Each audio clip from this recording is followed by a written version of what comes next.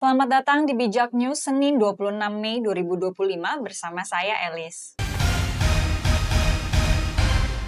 Informasi pertama, mantan Menko Polhukam Mahfud MD mengungkap keberadaan praktik ijon perkara yang disebutnya masih terjadi di berbagai lembaga penegak hukum seperti kepolisian, kejaksaan, hingga peradilan. Dalam podcast Bikin Terang, Mahfud menjelaskan bahwa ijon perkara terjadi ketika kasus hukum belum disidik secara resmi. Namun, mafia hukum sudah terlebih dahulu mengatur jalannya perkara. Anda melakukan pelanggaran, belum disidik tapi nanti mafianya sudah datang ke kantor polisi untuk nentuin polisinya yang nyidik si A, kemudian pasalnya yang dipakai B, ungkapnya pada Minggu 25 Mei. Mahfud menegaskan bahwa pada praktek ini, proses hukum seolah-olah sudah dipilihin sejak awal dari penyidiknya, pasal yang digunakan hingga arahnya kasus akan dibawa kemana. Mahfud menyebut praktik ini sebagai bagian dari jaringan mafia peradilan yang telah berlangsung lama. Ia menjelaskan bahwa bukan hanya penyidik, tetapi jaksa hingga hakim juga bisa terlibat dalam pengaturan perkara. Saya sudah masuk di kepolisian, kejaksaan, di ijon lagi. Jaksanya si A, nanti hakimnya si B, ujarnya. Mahfud menyinggung kasus masa lalu seperti kriminalisasi terhadap Susno Duaji yang ia sebut sebagai salah satu contoh nyata intervensi mafia hukum. Susno pernah bilang ke masyarakat bahwa mafianya itu ada di sebelah kantor Kapolri, ungkapnya. Ia menilai bahwa sistem hukum saat ini masih memberi ruang bagi praktik seperti ini dan mengingatkan pentingnya reformasi penegakan hukum secara menyeluruh. Informasi kesehatan, BPOM tegaskan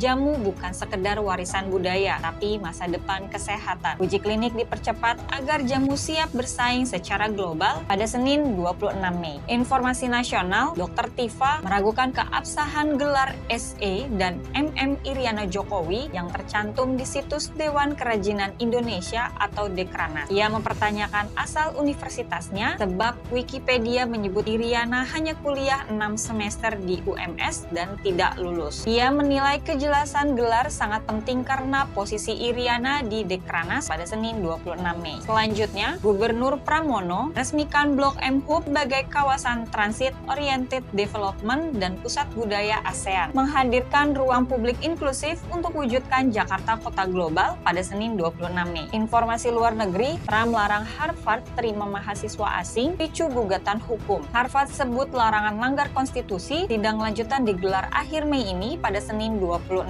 Mei. Sampai bertemu di informasi bijak berikutnya.